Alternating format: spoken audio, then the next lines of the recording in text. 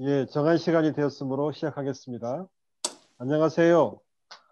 지금부터 민주평화통일자문회의 시카고 협의회의 2021년 신년 할애식 및 통일 강연회를 시작하겠습니다. 오늘 신년 할애식과 통일 강연회에 참석해 주신 자문위원 여러분들께 진심으로 감사를 드리며 올 한 해 건강하시고 복 많이 받으시기를 기원합니다. 오늘 행사는 온라인으로 진행됩니다. 자문위원님들께서는 본인 성함을 한글로 적어주시면 감사하겠습니다. 한글로 성함을 적기 위해서는 자문위원 여러분 개별 화면 오른쪽 위 점 3개 표시를 클릭하셔서 리네임을 하시면 됩니다. 그럼 먼저 국민의례를 하겠습니다. 국기에 대하여 경례.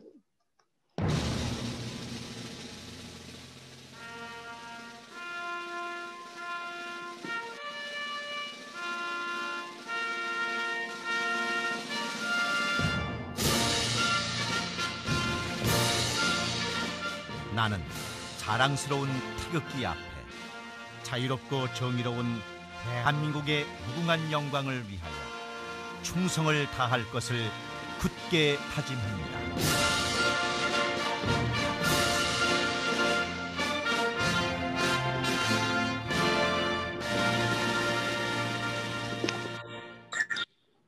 바로 온라인으로 진행하므로 애국가 제창은 생략하겠습니다. 다음은 순국 선열과 호국 영령들을 기리는 묵념을 하겠습니다. 일동 묵념.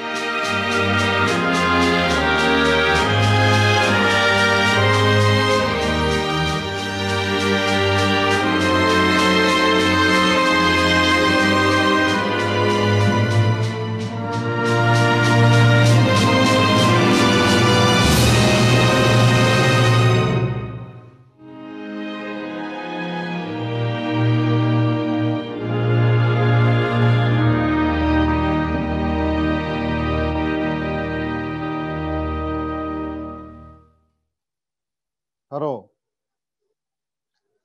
이제 우리 민주평통 시카고 협의회의 유경란 회장님께서 개회사를 해주시겠습니다.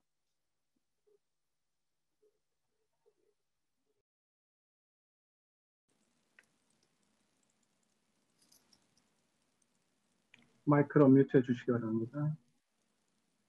안녕하세요. 존경하는 제19기 민주평통 시카고 협의회 자문위원님 반갑습니다. 신축년 새해를 맞이하여 자문위원님과 가정의 건강 그리고 행복이 늘 함께하기를 기원합니다. 올해 첫 행사에 강연자로 존경하는 김성곤 재외동포 재단 이사장님 모신 것을 무한한 영광으로 생각하며 이 자리에 함께하여 주신 주 시카고 김명석 총영사님께도 감사합니다. 그리고 멀리 브라질에서 방문하여 주신 민주평통 브라질 협의회 김효준 회장님께도 환영하고 감사합니다. 지난 2020년은 생전 처음 겪는 코비드19로 인해서 건강, 사업장, 또 자녀들의 학교 등 여러 가지 일상생활이 커다란 요동을 겪었던 힘든 해였습니다. 제19기 민주평통도 대면 활동을 통한 유대관계와 팀워크 형성의 기회가 없어서 무척 아쉽기도 했지만 새로운 방법을 배우며 개발하며 최선을 다해서 많은 온라인 활동을 성공적으로 마친 것을 기쁘게 생각합니다. 청소년들에게는 평화통일 골든벨과 공모전을 통하여 한반도 분단에 대한 이해와 평화를 위한 활동을 고민할 수 있는 기회를 주었고 그 결과물인 평화통일 염원 메시지를 담은 공모전 그림 작품으로 제작한 달력을 정치인 등 널리 배포하여 공공외교 활동을 하였습니다. 동포들에게는 통일노래 개사 경연대회를 통하여 다소 어려운 주제를 재미있게 접근하여 공감대를 이끌어내었고, 박한식 교수의 영어로 하는 통일 강연을 통해 미 전역에 널리 살고 있는 차세대 젊은이들에게 한반도의 평화에 대한 생각을 고민을 할 수 있는 기회로 삼았습니다. 또한 모국과 동포사회의 코비드19 피해자들을 위해서 자문위원들의 정성어린 방역 성금을 대한민국 적십자사와 시카고 한인회를 통해 전달하였습니다. 이외에도 신년 할애 프로그램에서 차후 선보일 민주평통 홍보 영상을 제작하였고요. 2032년 올림픽 남북 공동개최 추진 서명운동 등 다양한 온라인 활동을 쉬지 않고 열심히 하였습니다.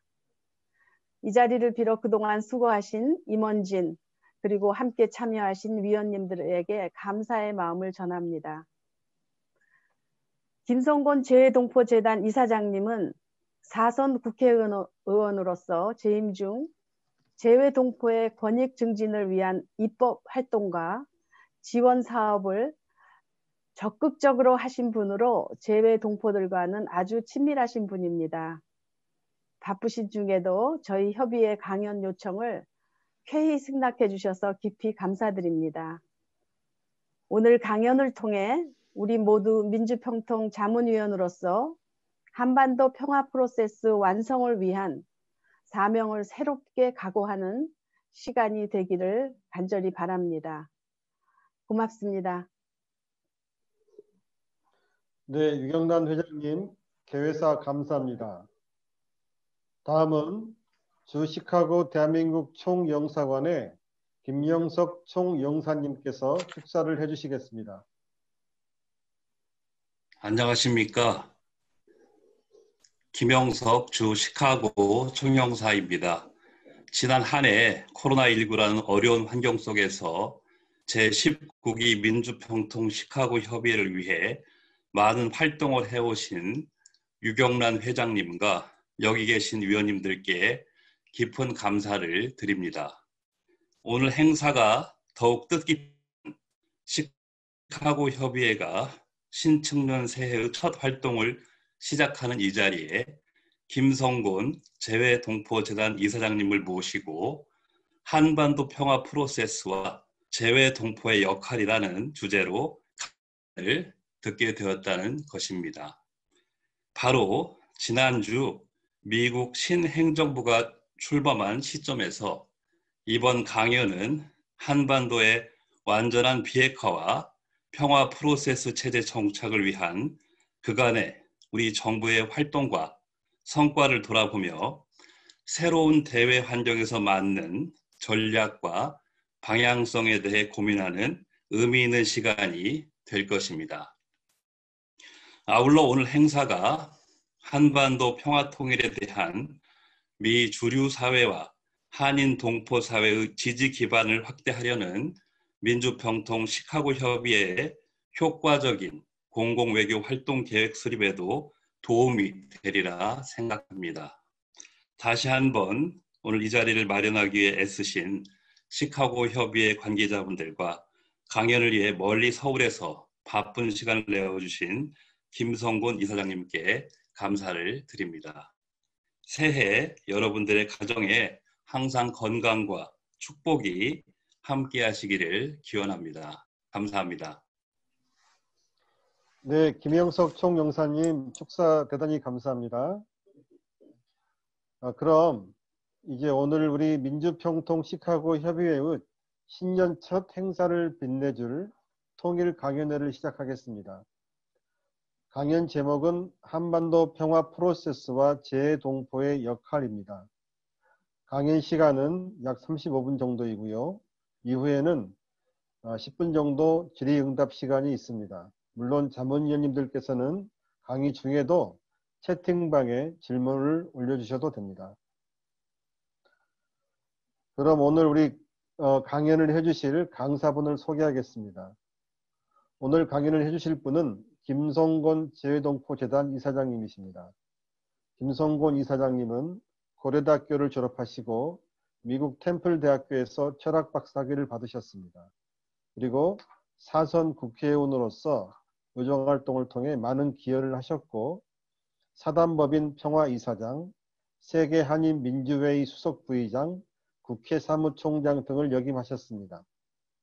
그럼 오늘 우리에게 귀한 강연을 해주실 김성곤 이사장님을 큰 박수로 모시겠습니다. 네, 반갑습니다. 우리 시카고에 계신 유경란 회장님을 비롯한 민주평통 여러분들 신축년 새해 복 많이 받으십시오. 그리고 오늘 저희들에게 또 소중한 축사를 해주신 우리 시카고의 김영석 총사님 감사드립니다. 저도 1979년부터 91년까지 12년 동안 미주 동포로 있었습니다. 주로 필라델피아에 있었습니다만은 시카고도 여러 번 방문했는데 정말 시카고는 겨울에 추운 동네더라고요. 오늘 약 30여 분 동안 이 한반도 평화 프로세스와 재외동포의 역할이라는 제목으로 강연을 하겠는데 사실 지금 750만 재외동포가 있습니다만은 이 한반도 평화 프로세스에 있어서는 가장 영향력을 크게 발휘할 수 있는 분들이 우리 미주동포들이기 때문에 특별히 오늘 강연을 위해서 제가 나름대로 많은 준비를 했습니다만은 얼마만큼 여러분들이 공감을 해주실지는 잘 모르겠습니다. 하여튼 열심히 해보겠습니다. 자, 이제 화면을 보시면서 말씀을 하겠습니다.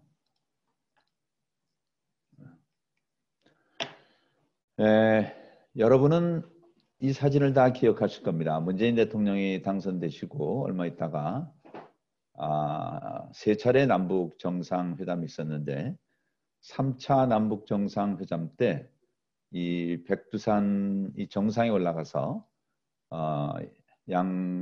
그 지도자가 이렇게 손을 맞잡고 한반도 평화를 다짐하는 사진입니다. 이 백두산 천지가 이렇게 날씨가 좋기가 어려운데 이 청명한 하늘을 보고 저는 그때 이제 그 통일이 다가왔구나 하는 그런 감동을 했었습니다. 그리고 얼마 있다가 다음에 싱가포르에서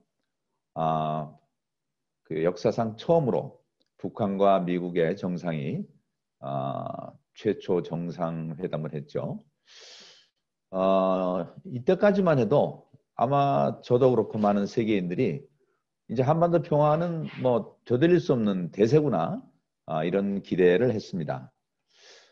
그러나 그 다음에 있었던 이 하노이 북미 회담, 김정은 위원장이 사흘이나 걸려서 기차를 타고 왔는데 결국 회담은 결렬됐고 빈손으로 돌아갔죠. 이때 허망함이라는 그런 그 감정은 뭐 지금도 지울 수가 없습니다. 그리고 그 이후에 지금까지 북미 관계도 그렇고 남북 관계도 그렇고 좀처럼 그 개선의 여지를 보여주지 못하고 있습니다. 과연 그럼 앞으로 한반도의 미래는 어떻게 될까요? 오늘 한번 같이 우리 미주 동포들께서 고민을 해봐 주시면 좋겠습니다. 근데 저는 오늘 이 강연 내용을 우리 한반도에만 국한할 것이 아니고 이 한반도 평화 문제는 전 세계 평화 문제와 같이 연결이 되어 있기 때문에 전 좀 지구적 입장에서 오늘 제가 문명이라는 말을 좀 많이 쓸 겁니다. 문명사적인 입장에서 접근을 하겠다는 걸 미리 말씀드리겠습니다. 여러분 혹시 아놀드 토인비라고 영국의 유명한 역사학자를 기억하실지 모르겠습니다. 지금은 돌아가셨습니다만은 보통은 역사를 뭐 한국사, 미국사, 중국사 이런 그 국가 단위의 역사를 많이 소설합니다만은 이분은 국가 단위의 역사를 넘어서서 인류 역사상 약 20여 개의 커다란 문명들이 있었는데 이 문명의 생성, 발전, 쇠퇴, 소멸하는 그런 패턴을 연구하면서 새 문명이라는 것은 그 문명과 문명 사이에 이 도전과 응전 여기서 살아남은 문명이 또 새로운 문명을 창출하고 또 그것이 시간이 지나면 쇠퇴한다는 이런 문명의 사이클을 저희들한테 제시를 한 바가 있습니다. 그래서 이분의 말씀에 의하면은 이제 지구촌이 하나가 되면서 새로운 문명이 탄생할 그런 시점이다. 그런데 지금 지구촌 문명은 과거 지역단의 문명, 예를 들어서 중국 문명이라든지, 그 다음에 뭐 인도 문명이라든지, 또 유럽 문명이라든지, 이런 지역단의 문명은 쇠퇴하고, 뭐 지구촌 전체가 지금 하나의 문명권으로 돌입을 하고 있는 것은 뭐 여러분들이 익히 아시는 상황일 겁니다. 그런데 이 지구촌 문명 잠깐만요. 근데 이게 지금 새로 고친 판이 아니고 이전에 판 같은데? 잠깐만요. 네. 잠깐 버전이 조금 이전에 보냈던 버전으로 나오고 있는데요. 조금만 실례하겠습니다.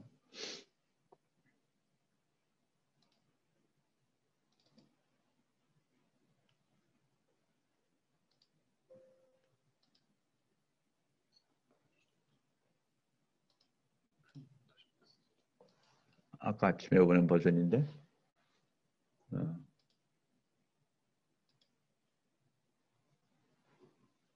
조금 저희가 기술상에 착각이 있었던 것 죄송합니다.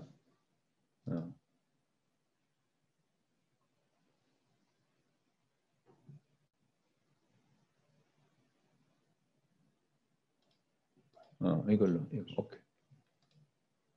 잠깐만. 이게 마지막에 저한테 보내주신 파일. 쭉 내려가 보세요. 내려가 보세요. 계속 또 내려가 보세요. 네. 됐어요. 이걸로 갑시다. 네. 네네네. 제가 어저께 밤에 조금 버전을 바꿨는데, 네, 이게 지금 제대로 된 버전입니다. 갑시다. 네. 됐습니다. 네. 됐습니다. 네. 네, 근데 지금 대체로 문명이라는 것은 물질적인 것이 먼저 이렇게 출현하고 그다음에 이렇게 이제 정신적인 것이 출현하게 되는데 지금 지구촌 문명은 그 영국의 산업혁명으로 인해서 그 물질 문명이 이렇게 새롭게 출발을 하게 됩니다. 여러분도 뭐 역사에서 많이 배우셨겠습니다만은 18세기에 영국에서 이 과학기술이 발달되면서 증기기관이라는 것이 만들어지고 이러므로 해서 그전에는 인간의 의식주가 그 대체로 이렇게 간의 수공업에 의해서 그 생산이 됐는데 이때부터는 공장에서 대량 생산을 이제 하게 됩니다. 이 사진의 왼쪽 사진과 가운데 사진은 그 영국에서 시작된 이 방적 공장의 모습입니다. 이제 터빈에 의해서 막 기계가 돌아가고 거기서 이제 그 실과 옷감이 나오죠. 그리고 이 생산된 물건을 전에는 이 말과 소가 끄는 뭐 그런 그 소위 그 가축에 의해서 물건을 이동을 했는데 이제부터는 증기기관차가 발명이 되면서 이렇게 대량으로 물건을 운송을 하게 됩니다. 그렇게 해서 그 인류가 물질 문명의 이제 풍요를 그때부터 이제 본격적으로 맞게 된 것은 좋습니다만은 이 산업혁명은 불가피하게 대량 생산 체제로 경제 체제가 이제 바뀌면서 이 대량 생산을 위한 원료를 싼 값으로 수입을 해야 되고 또 이 대량 생산된 물건을 팔아야 될 시장이 필요하게 되면서 결국 서구 열강들은 아프리카와 아시아의 후진국들을 식민지로 만들면서 거기서 값싼 원료를 수입을 하고 그리고 생산된 물건을 그 식민지에 팔게 되는 소위 서구 열강의 아시아 아프리카 식민지화 과정이 시작이 됩니다. 그런데 동양에서는 유일하게 그 일본이 일찍이 산업화에 성공하면서 서구 열강과 함께 이 아시아를 침략하는 그런 이제 그 우리로서는 굉장히 불행한 역사가 시작이 되는데요. 그 첫 희생자가 바로 우리 조선반도였고, 그 다음에 만주, 중국을 거쳐서 인도지나 그리고 동남아시아 여러 국가들, 그리고 태평양 여러 섬들이 그 소위 일본의 이 대동아 공영권이라는 그럴듯한 그 이름하에 식민지화가 됩니다. 우리 코리안 디아스포라, 한국의 이민도 이 과정에서 이제 시작이 되는데 이 얘기는 조금 후반부에 드리기로 하겠습니다.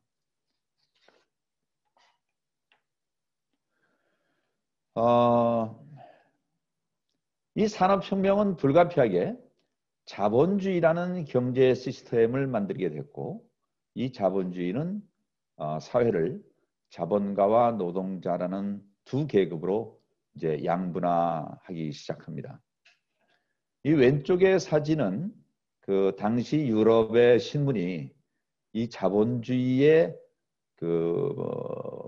이 노동자 착취를 만화로 표현한 모습인데, 이 뚱뚱한 두 자본가가 이렇게 걸레를 짜고 있는 모습이지만 사실 자세히 들여다보면 걸레가 아니고 노동자입니다.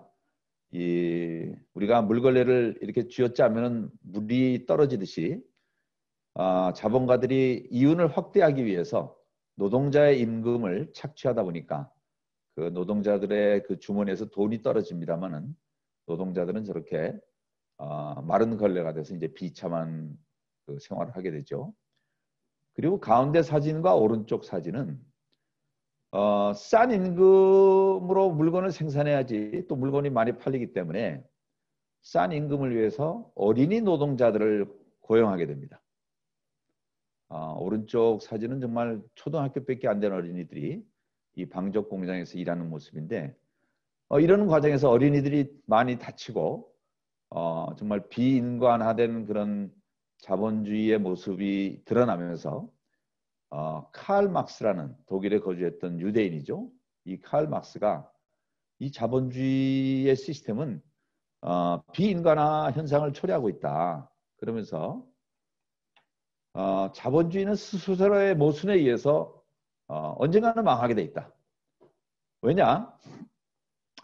아까도 봤듯이 이 자본가들은 그 이윤을 많이 내기 위해서 임금을 착취하게 되는데, 임금을 착취하면은 노동자들의 주머니가 가난하게 되고, 그렇게 되면은 결국 공장에서 생산하는 물건들을 사줘야 될 사람들은 근로자들이고 노동자들인데, 이 소비를 해줘야 될 근로자 노동자들이 가난하게 되면은 결국 공장에서 생산되는 물건을 못 사주게 되고, 그렇게 되면 언젠가는 공장이 물건을 못 팔아서 문을 닫게 되고 결국은 자본가는 망하게 돼 있다. 이것이 칼 막스의 자본론입니다. 그러면서 어차피 이 자본주의는 망하게 돼 있기 때문에 노동자 농민들이 더 이상 고생하지 말고 빨리 혁명을 일으켜서 노동자 농민들이 평화롭게 사는 그런 공산주의를 만들어야 된다 하는 주장을 했습니다. 그런데 아이러니하게도 일찍이 산업화된 서구에서는 공산주의가 성공하지 못하고 서구 유럽보다는 산업화가 덜 되었던 농민들이 많았죠. 이 러시아에서 공산주의가 혁명에 성공하게 됩니다. 그래서 1917년 이 레닌이 혁명을 주도하게 되는데, 이 오른쪽에 이 대머리 가진 사람이 러시아에서 오랫동안 영웅으로 칭송받았던 그 레닌의 사진입니다. 그래서 서구는 사실 그 자본주의 시스템을 이제 자꾸 개선해서 공산화까지는 되지 않았지만 그런 그 기회를 갖지 못했던 그 러시아는 이렇게 이제 일찍이 공산화가 되죠. 그런데 문제는 이 러시아에서 시작된 공산주의 운동이 우리 이제 한민족을 둘로 갈라놓게 되는 이제 그런 계기가 됩니다. 러시아에서 공산주의가 성공했을 때 우리 한민족은 일본의 식민지 하에 있었습니다. 그러면서 일본 식민지 하에서 여러 사람들이 이제 독립운동을 했는데 크게는 소위 우파 독립이 있었고 좌파 독립이 있었습니다. 저희들이 어렸을 때는 이 반공 사상 때문에 좌파 독립운동에 대해서는 그 학교에서 잘 배우지를 못했습니다만은 거기에 대해서 오늘 좀 설명을 드리겠습니다. 여기 사진은 상해 임시정부의 지도자들 사진입니다. 김구 선생님 모습도 보이고 이승만, 안창호 선생님 등이 보이죠.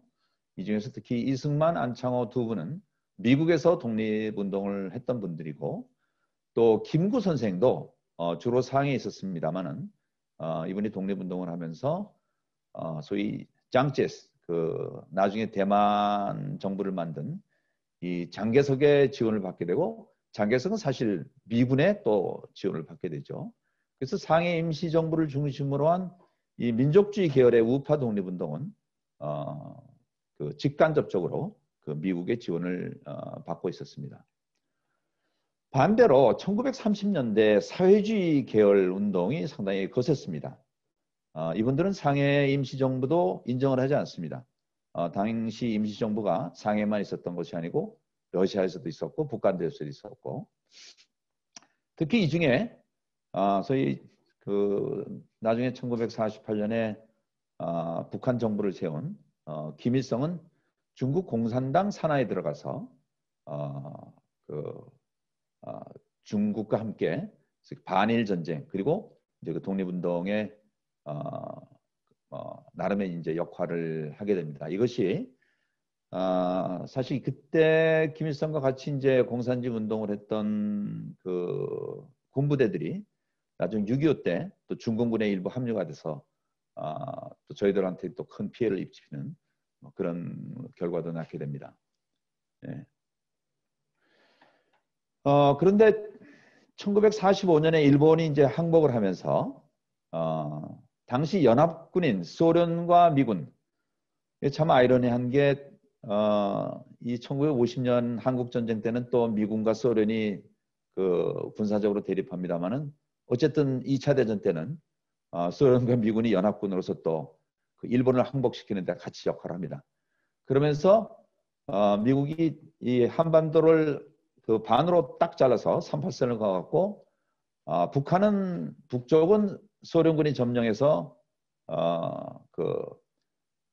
관리하게 하고 또 남쪽은 그 미군이 정부 수립까지 관리하는 이런 소위 군정시대에 들어가게 되죠. 이것이 한반도 분단을 완전히 그 정착화시키는 결정적인 계기가 됩니다.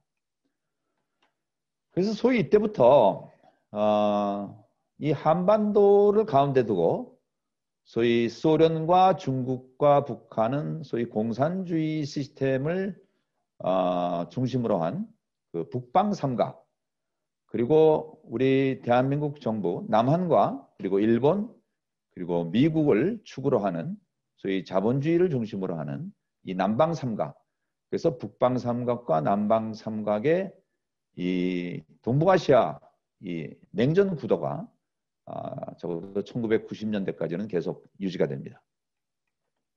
그래서 결국 1948년에는 먼저 그 이승만을 중심으로 해서 남쪽에 대한민국 정부가 서고 바로 다음에 김일성을 중심으로 해서 북쪽에 조선민주주의 인민공화국이 서게 돼서 두 정부가 이제 한반도에 서게 되는 겁니다. 이때 김구 선생님을 비롯한 많은 지도자들이 이렇게 그 양쪽의 정부가 서면은 한반도의 전쟁은 불가피하다 이런 예언을 했는데 그런 예언이 결국 들어맞았습니다. 그래서 1950년 6월 25일 날 북한의 그 남침을 시작으로 해서 이제 전쟁이 발발을 하게 됐는데 이거는 남북한의 전쟁이라고 볼 수 없고 뒤에 소련과 중국이 받치고 있었고 또 남쪽은 결국 미국을 중심으로 한 또 유엔군이 이 전쟁에 참여를 하면서 사실상의 공산주의 세력과 자본주의 세력이 한반도에서 펼친 소위 양 그 진영 간의 국제전이 우리 6.25 한반도 전쟁, 한국 전쟁이었습니다. 저는 세상에 많은 전쟁이 있지만 이 6.25처럼 슬프고 비참한 전쟁이 없었다고 생각을 합니다. 이것은 특히 동족 상잔의 전쟁이었고 여기다가 외국 군대까지 들어와서 함께 국제전이 됐고 그런데 어느 쪽도 승리하지 못한 결국 무승부로 끝난 3년간의 긴 전쟁이었고 그 피해는 정말 막심했습니다. 무려 500만에 달하는 사람이 죽거나 다치고 이산 가족이 됐죠. 결국 아까 영국에서 시작한 물질 문명은 자본주의를 만들었고 그에 대한 대응으로 공산주의가 생겼으며 이것이 결국 일제식민지 하에 우리 독립운동 과정에 양진영으로 갈리면서 해방 이후에 또 우리 한반도를 그 소련과 미국이 지배하게 되면서 한반도가 이제 완전히 분단이 된 겁니다. 그래서 결국 저는 이 한반도 분단과 6.25 전쟁이라는 우리의 이 슬픈 역사는 크게 보면은 서구에서 시작된 물질 문명의 부산물이었고 이 두 진영 간의 싸움에서 가장 피해를 본 것이 우리 한민족이다. 이런 말씀을 드리고 싶습니다. 그래서 단지 이 한반도의 이런 비극적인 역사를 남쪽과 북쪽 혹은 또 단순히 뭐 미국과 소련의 충돌만 볼 것이 아니라 이 물질 문명의 거대한 흐름 속에서 생긴 그런 부산물이었다. 이렇게 이해를 좀 하실 필요가 있겠습니다. 우리 태극기가 사실 주역에서 나온 상징인데요. 이 태극기처럼 심오한 국기가 없죠. 이 태극기의 원리는 극함은 반대로 움직인다. 이 한자말로 반자도지동이라는 말인데 태극기는 고정되어 있는 실체가 아닙니다. 낮이 밤이 되고 밤이 또 낮이 되고 또 겨울이 여름 되고 여름이 겨울 되는 것처럼 음양이 항상 이렇게 이동하는 것이 또 움직이는 것이 태극의 원리입니다. 그래서 6.25를 정점으로 해서 이 공산주의와 자본주의 좌와 우가 극한 대립을 했었다 그러면 그 이후로는 이제 서서히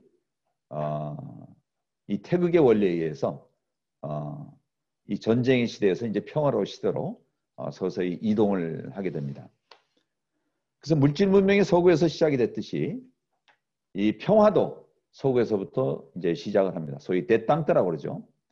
그래서 1979년에 그동안 서로 적대적이었던 미국과 중국이 수교를 하게 되고 그 다음에 또 미국과 소련도 몰타 회의에서 1989년에 냉전 종식을 하게 됩니다. 그러면서 우리처럼 분단되어 있던 독일도 1990년에 통일을 하게 됩니다.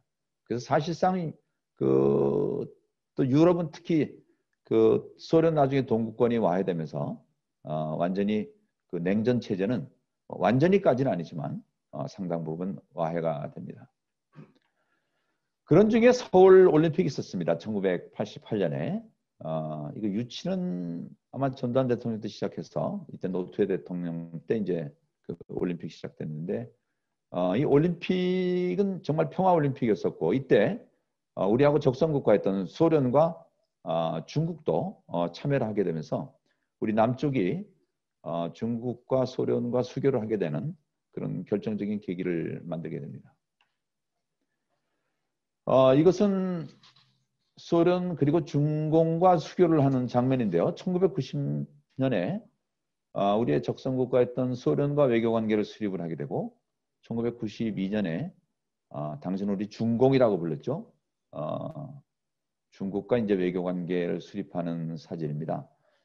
이 당시가 노태우 대통령 때인데 노태우 대통령은 뭐 군사정권의 연장선상에 있었던 분이지만 적어도 이 북방 외교 그리고 냉전 구도를 와해시키는데 굉장히 그 큰 역할을 했던 분입니다. 그래서 그 공적은 저희가 인정을 해야 될 것 같습니다. 근데 문제는 우리가 소련과 중국과 외교를 한 것까지는 좋은데 아까 제가 태극의 원리를 말씀드렸습니다마는 우리 인간의 건강도 우리 인체를 이루는 음의 세력과 양의 세력이 균형을 이루어야지만 건강이 유지되는데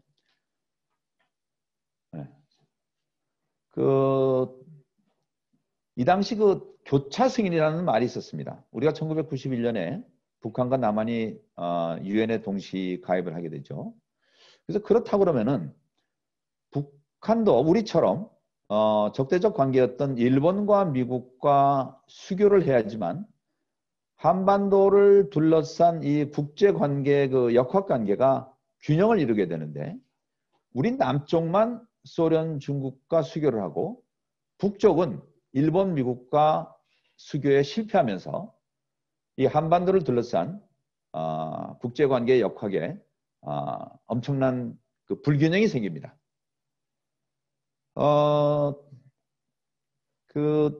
이제 바로 이제 그다음에 이제 북핵 문제를 얘기하겠는데요. 북한이 핵 개발을 하게 된 것은 1992년입니다.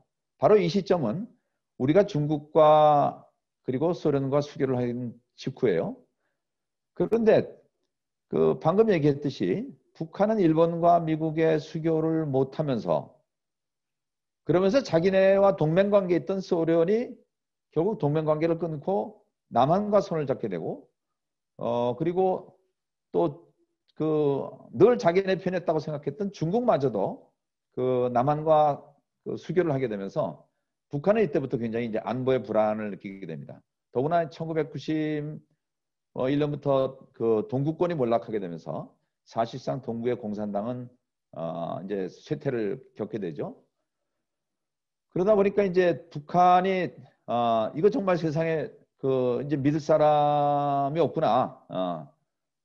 소련마저도 뭐 우리 기대를 저버리고 일방적으로 남쪽하고만 수교를 하는 것을 보고 이제 우리를 지킬 수 있는 것은 군사력뿐이다. 그리고 특히 우리가 핵무장을 해야지만 우리 안보를 지킬 수 있겠다라는 이런 그 생각을 하게 되면서 이때부터 본격적인 이제 핵 개발을 하게 됩니다.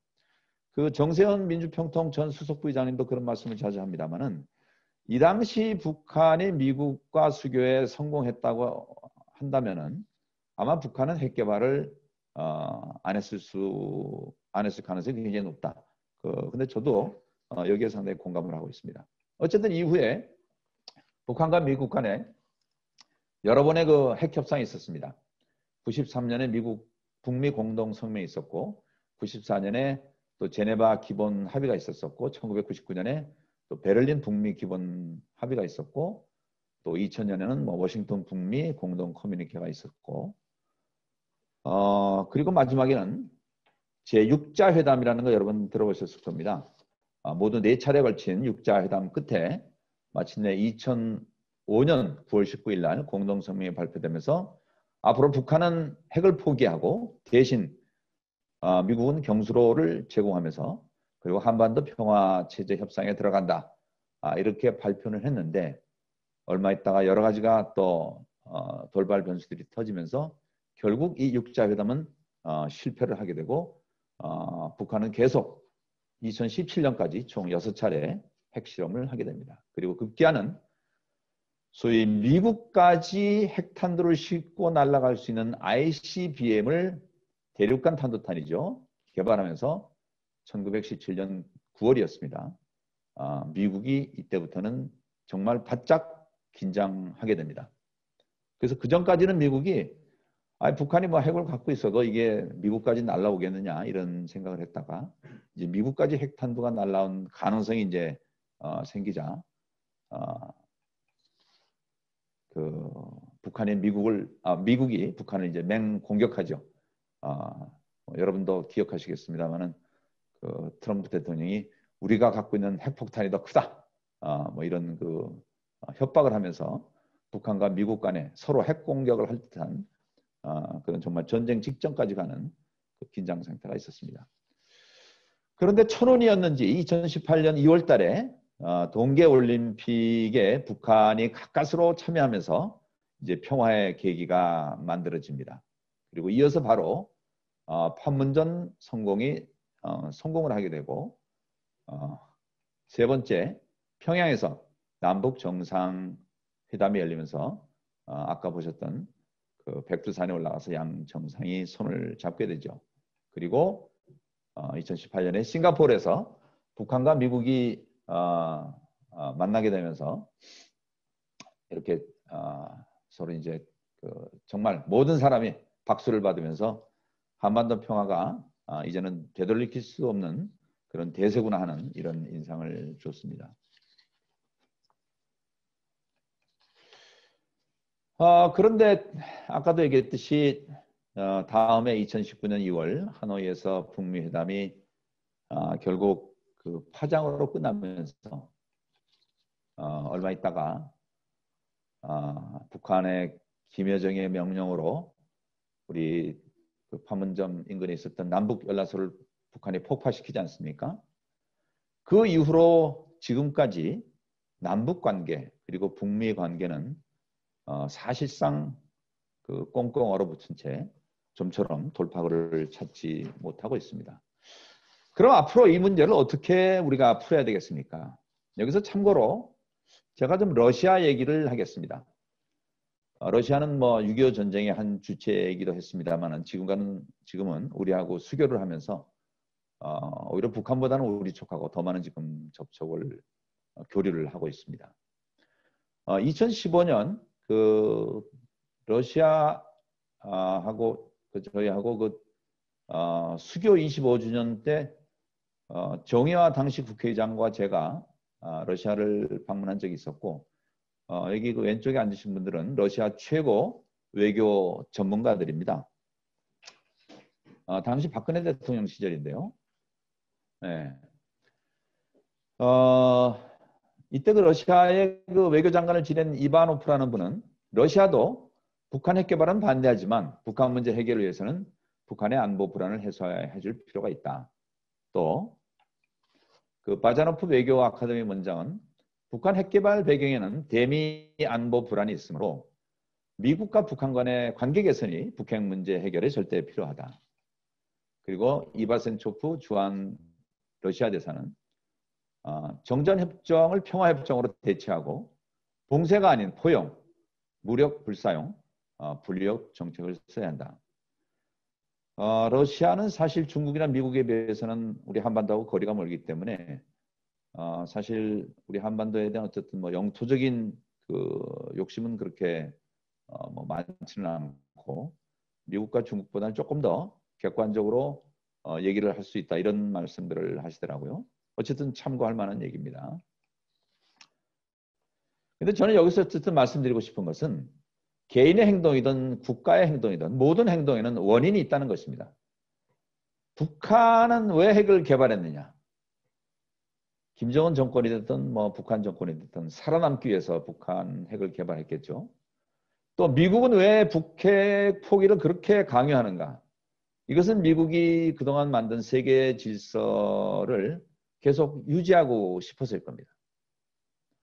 그럼 북한이 나쁜가요? 미국이 나쁜가요? 뭐 아니면 요즘 또 뭐 이란 또 얘기도 많이 나오고 있습니다만은 저는 이 국제관계에 있어서 이런 현상을 선악의 잣대로 얘기를 하면은 저는 문제를 해결하기 어렵다고 생각합니다. 어쨌든 북한은 북한대로 이유가 있고 미국은 미국대로 또 이유가 있기 때문에 있는 현상을 그대로 인정하면서 문제를 풀어 나가야 된다고 생각합니다. 여기서 팩트는 북한은 북한의 안전이 보장되기 전에는 절대 핵을 포기 못할 겁니다. 그리고 중국이 뒤에서 북한을 받쳐주고 있는 한 미국도 북한을 쉽게 공격하기 어려울 겁니다. 그렇다고 북한이 쉽게 핵무기를 사용할 수 있느냐? 그것도 쉽지 않습니다.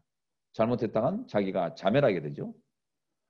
그런데 어쨌든 미국은 북한을 믿지 못하고 북한은 미국을 믿지 못합니다. 이 불신이 언제 해소될지 모르겠어요.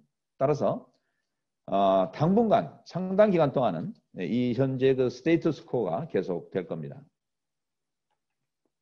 따라서 우리는 문제를 조급히 해결해야 하지 말고 남북 간에 그리고 북미 간에 이 양 진영 간에 수십 년 동안 쌓인 이 거대한 오해를 저는 풀어야 된다고 생각합니다. 저는 어느 쪽이 악이다 선이다 보다는 양쪽이 큰 오해를 하고 있는 것이 아니냐 이런 말씀을 드리고 싶습니다.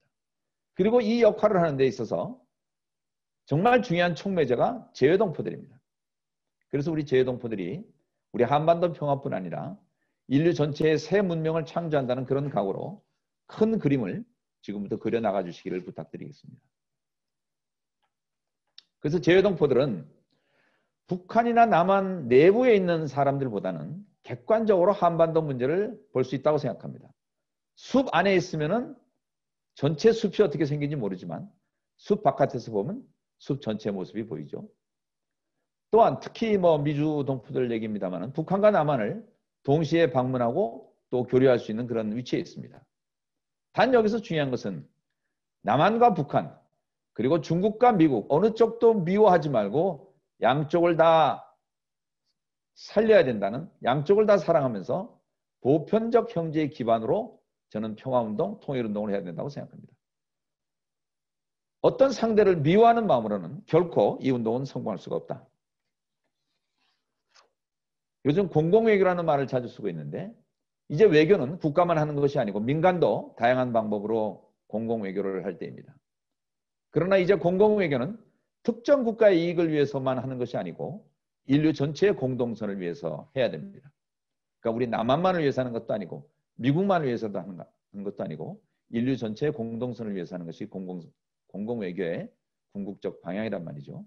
그래서 해외 동포들은 그 사시는 곳, 거주국에서 한반도 평화와 전 인류를 이롭게 하는 공공외교의 역할을 좀 해주셔야 되겠습니다.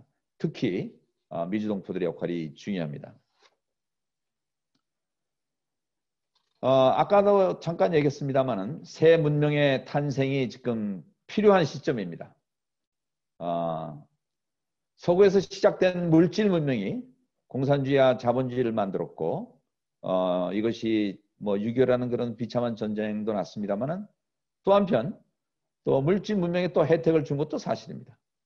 그러나 또 물질 문명이 극성하면서 이 환경을 파괴하게 되고 기후변화 문제를 갖게 되고 지금과 같은 또 코로나 이런 사태를 맞게 된 것도 결국 물질 문명의 부산물입니다. 따라서 이 물질 문명의 문제점을 극복할 새로운 정신 문명이 탄생돼야지만 저는 앞으로 완전한 행복한 지구촌 문명을 우리가 만들 수 있다. 그런데 토인비 박사께서 얘기했듯이 새 문명의 탄생은 문명과 문명이 교류되고 충돌되는 곳에서 만들어질 수 있기 때문에 동북아시아가 앞으로 새로운 인류의 정신 문명을 탄생시킬 수 있는 가장 가능한 후보다. 이런 말씀을 하신 적이 있어요. 그래서 19, 20세기의 역사를 보면은 청일전쟁, 노일전쟁, 우리 한반도 전쟁을 비롯해서 과거의 동양 문명과 서양 문명, 그리고 정신 문명과 물질 문명, 그리고 공산주의와 자본주의가 충돌한 것이 바로 동아시아고 바로 그 한가운데 우리 한반도가 있습니다.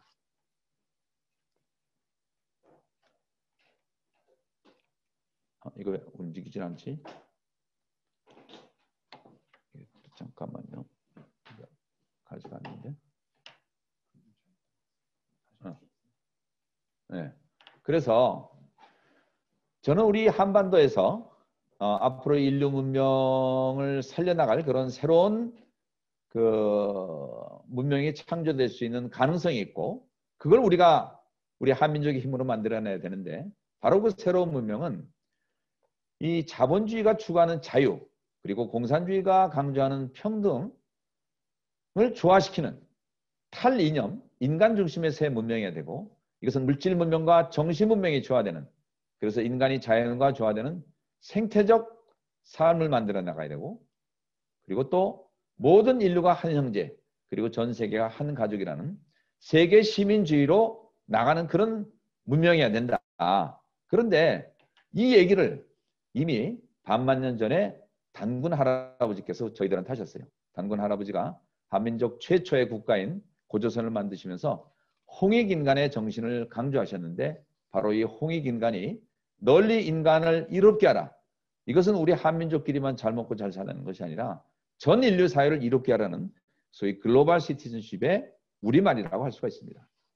그래서 이 홍익 정신은 저는 바로 이 코리안 스피릿이다. 다행히 홍익 정신은 남한과 북한이 공유하고 있습니다.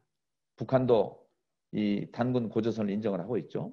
그래서 우리는 이 홍익 정신에 바탕하여 자유와 평등을 조화시키는 새로운 문명을 건설해 나가야 되고, 바로 이 홍익 정신은 중국의 정신인 공자인, 또 미국의 정신인 기독교의 사랑, 이것과 통하는 저는 보편적 형제의 정신이기 때문에 저는 바로 우리가 이 정신을 갖고 세계 평화에 앞장서야 된다. 그래서 이제 결론을 말씀드리겠습니다. 그래서 우리 750만 재동포는 첫째, 우리끼리 싸우면서 세계 평화를 얘기할 수가 없어요. 그래서 첫째, 완 코리아 운동을 전개해야 됩니다.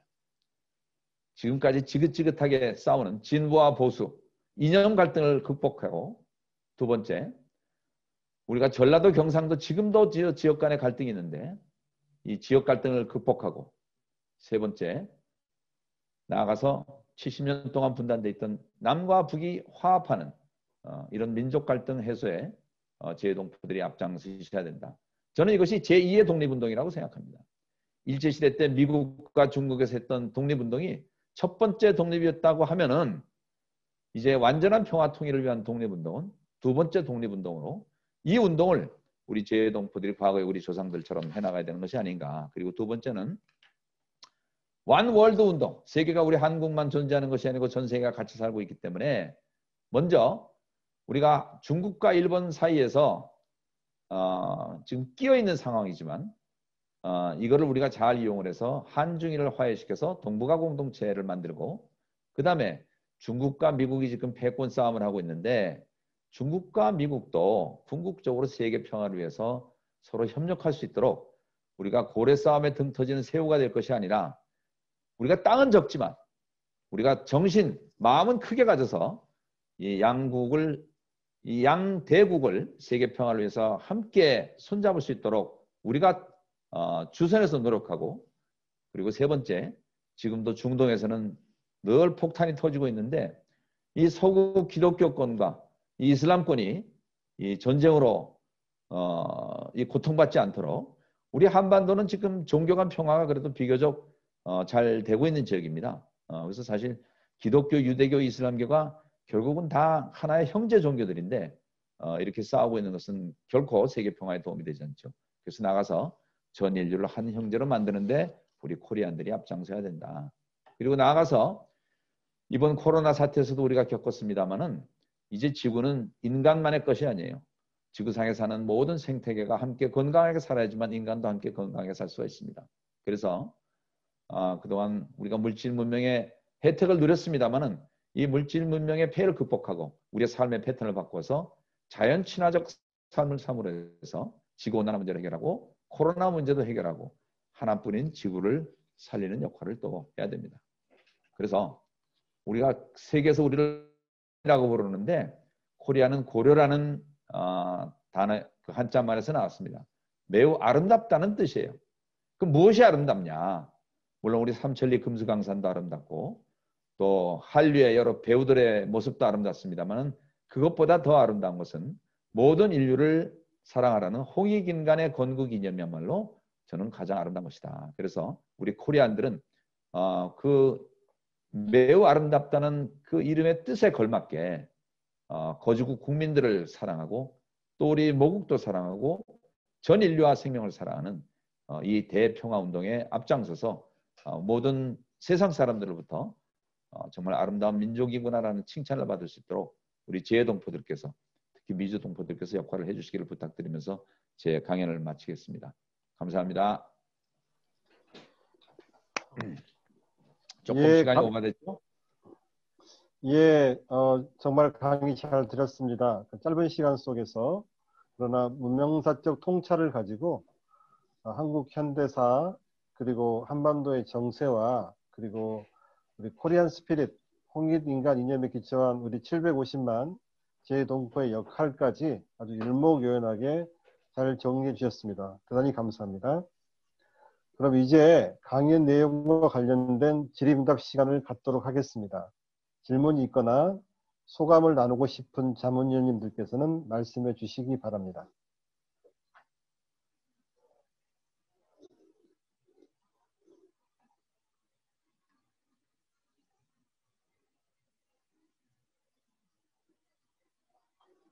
자문위원님들께서 손을 들어주시고 언뮤트 음소거를 제거해 주신 다음에 질문해 주시면 되겠습니다. 우선 그러면은 저기 우리 자문위원님들께서 그 질문을 준비하시는 동안에 지금 오늘 행사를 앞두고 또 질문을 주신 분들이 있어서 제가 우선 한 가지 여쭙겠습니다. 우리는 지금 미국에 살고 있습니다. 미국의 국익과 한국의 국익이 충돌할 경우에 코리안 아메리칸으로서 입장을 결정할 때 우리가 고려해야 할 기준점은 무엇이 될 수 있을까요? 라는 질문이었습니다. 네, 우리 저기 김성곤 이사장님 답변해 주시겠습니까?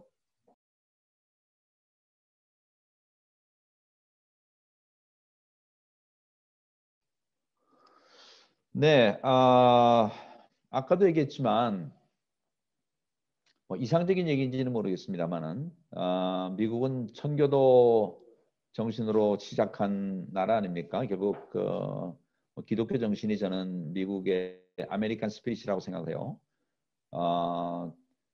이 기독교 정신은 결국은 뭐 내 이웃을 내 몸처럼 사랑하는 것이 기독교 정신입니다. 그렇다면은 제가 아까 말씀드린 그 널리 인류 세계를 이롭게 하라는 홍익인간의 정신과 그 미국의 그 프로테스탄트 정신은 저는 뭐 얼마든지 조화되고 일치될 수 있다고 생각을 해요.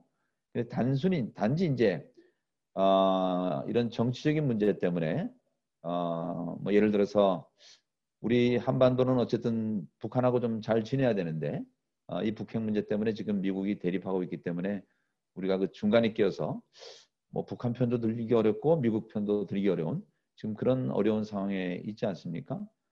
그래서 우리가 미국이나 한국이나 또 중국도 마찬가지고 현재 어쨌든 이런 그 군사적 정치적 대립만 볼 것이 아니고 우리가 추구하는 궁극적인 가치, 궁극적인 방향이 무엇인가 이거를 그 생각하고 근본으로 돌아간다면은 전 미국의 이익과 한국의 이익이 결코 배치되지 않고 또 중국의 이익과 북한의 이익도 배치되지 않는다. 얼마든지 저는 접점이 있는데 겉으로 나타나는 현상만 놓고 또 지난 70년간에 쌓인 여러 가지 그 과거사에 얽힌 오해 때문에 우리가 이 딜레마를 벗어나고 있지 못한 것이 아닌가. 그래서 우리가 모두 좀 근본으로 돌아갔으면 좋겠다. 이런 말씀을 드리고 싶습니다. 네. 네, 고맙습니다. 지금 채팅창에 송형진 위원님께서 질문을 주셨는데요. 직접 질문해 주시겠습니까?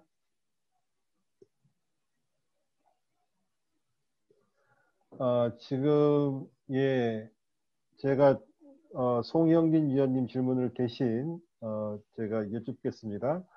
원월드 운동에서 한중일이 화해를 해야 한다고 하셨는데 중국과 일본도 화해를 할 준비가 되어 있는지 궁금합니다.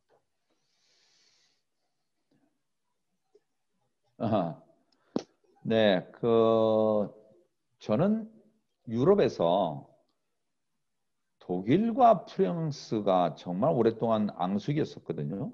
뭐 영국도 마찬가지고. 그래서 1차 대전, 2차 대전에 서로 엄청난 살상자를 내면서 전쟁을 치렀는데 결국은 지금 정치적으로 화합을 해갖고 화해를 해서 유럽 공동체를 만드는데 성공을 했습니다. 그리고 그 주도적인 역할을 영국, 프랑스와 독일 정부가 했죠. 그 프랑스와 독일도 화해하는데 왜 한중일은 화해하지 못할까? 우리 한중일은 오랫동안 한자 문화권 그리고 불교, 유교 문화권에 살고 있었기 때문에 얼마든지 공감할 수 있는 문화적 유대가 있습니다. 근데 한중일이 불편하게 된 거는 뭐 아까도 얘기했듯이 그 18, 19세기에 서구 열강들이 침략하면서 식민지가 되고 또 그 과정에서 또 공산주의, 자본주의 이런 식으로 갈리다 보니까 지금 근대사에 있어서 국제관계가 지금 엄청나게 좀 갈등을 겪고 있는데 근데 어쨌든 이것도 아까 우리 한국과 미국과의 관계처럼 한중일이 추구하는 궁극적인 그 가치가 무엇인가 근본으로 돌아가서 대화를 하기 시작하면 저는 얼마든지 대화가 가능하다고 생각을 하고, 단 이 과거사에 너무 묶여 있으면은 결코 우리가 미래로 나가기가 어렵다. 근데 지금 우리 한국이 일본하고 상당히 지금 외교적으로 불편한데, 중국은 지금 일본하고 그런 대로 뭐 내심은 경쟁 관계에 있습니다만은 그런 대로 교류도 잘 하고 나름대로 잘 지내고 있는데, 우리가 지금 과거사 문제 때문에 그 일본하고 계속 지금 불편한 관계를 유지하고 있어요. 그래서 아까도 얘기했지만 우리가 좀 땅은 작지만 좀 마음을 크게 써서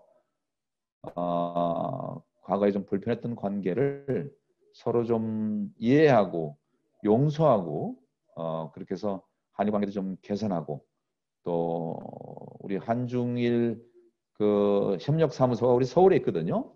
바로 그 얘기는 우리 한국과 중국, 일본 요 사이의 갈등을 풀 수 있는 아주 좋은 지정학적 위치에 있습니다.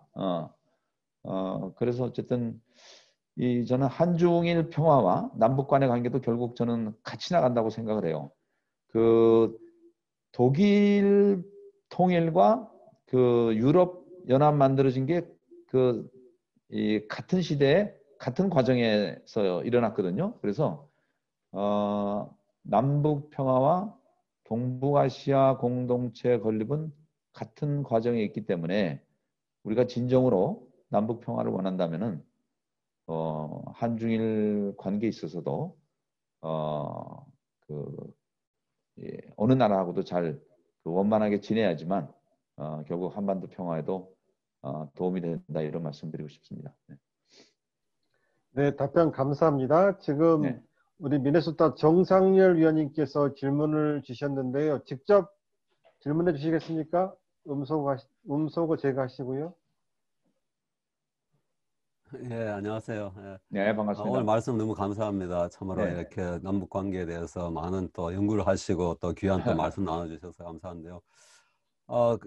참 중요한 것이 이제는 점점점 우리 한반도 문제가 한쪽 편만을 또 바라보는 그런 입장에서 벗어나는 게 참 현실적으로 더 많이 와닿는 것 같습니다. 그래서 볼 때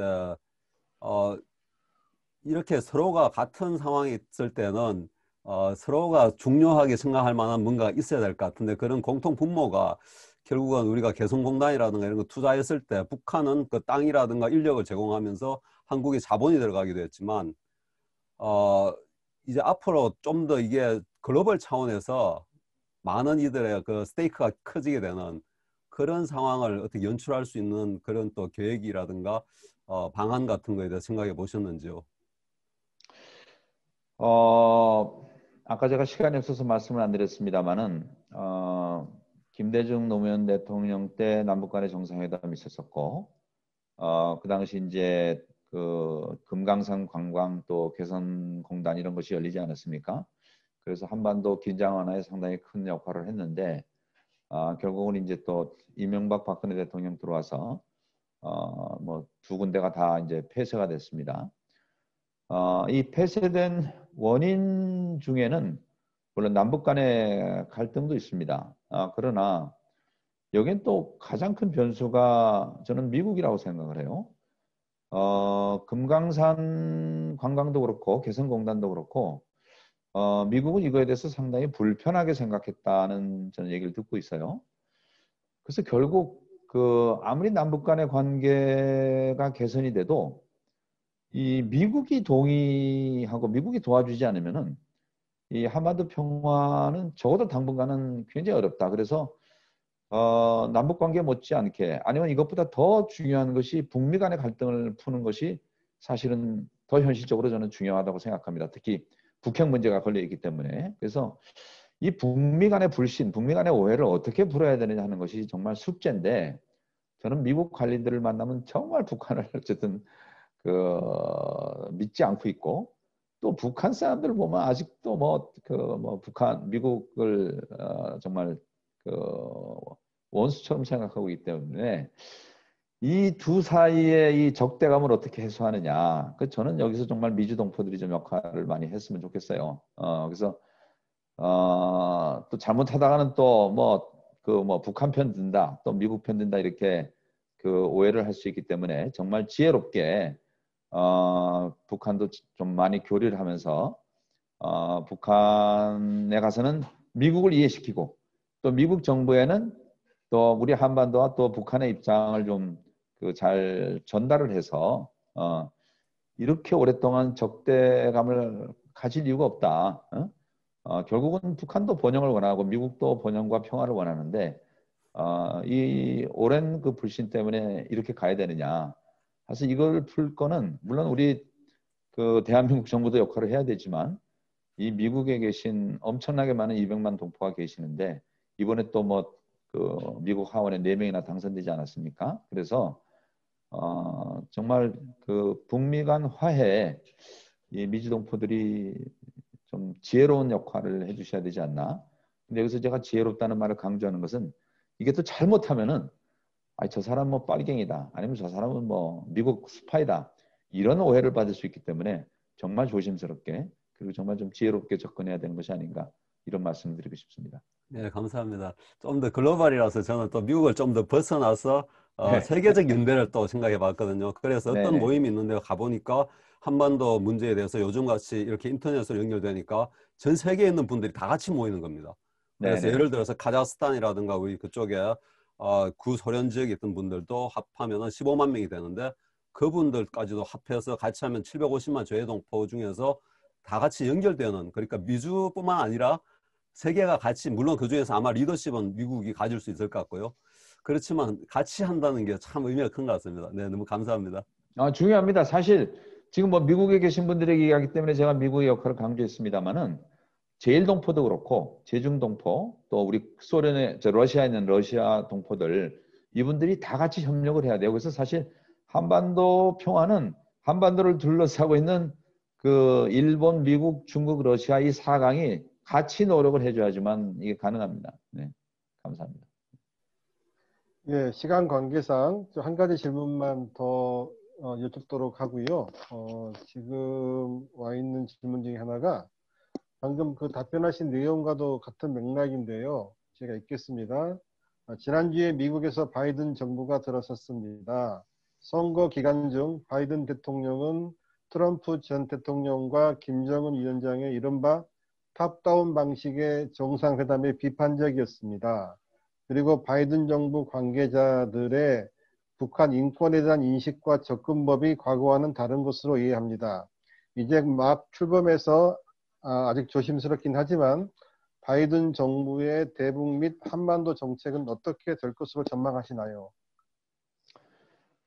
저는 근본적으로 과거의 예를 보더라도 미국의 공화당 정권이 있으나 민주당 정부가 쓰나 대북 정책에 있어서 큰 변화는 기대하기 어렵다 이렇게 생각합니다. 왜냐하면 외교 문제에 있어서는 특히 미국은 이렇게 초당적으로 접근을 하고 있기 때문에 그러나 어쨌든 다행인 것은 이 바이든 대통령은 여러 사람의 의견을 좀 듣는 그런 자세인 것 같아요. 트럼프는 좀 독단적이었다고 한다면 그리고 또 소수민족들의 얘기도 많이 듣고 있고 그래서 그런 좀 민주적인 자세를 갖고 있어서 우리 미주동포들의 얘기 또 다른 나라의 얘기도 바이든 정부가 좀 많이 듣지 않을까. 그래서 좀 이번에 또 우리 한국계 국회의원들도 많이 당선이 됐고 또 뭐 시의원들도 또 많이 당선이 됐고 그래서 하여튼 그렇다고 미국에 또 반하는 얘기를 하면은 또 미국 정부 미국 주류에서 오해를 할 수가 있기 때문에 미국의 입장도 일단 인정을 해주면서 이런 측면도 있다라는 그런 좀 접근을 해주시면은 좀 바이든 정부가 트럼프 대통령이 하지 못했던 그런 일을 좀 해낼 수도 있지 않나 그런 기대는 하고 있습니다. 네. 네, 감사합니다. 더 궁금하신 게 있으실 텐데 또 정한 시간이 있어서 아쉽지만 질의응답 시간을 이상으로 마치도록 하고요. 오늘 유익한 강연을 해주신 김성곤 재외동포 재단 이사장님께 다시 한번 큰 박수를 보내주시면 감사하겠습니다. 네, 감사합니다.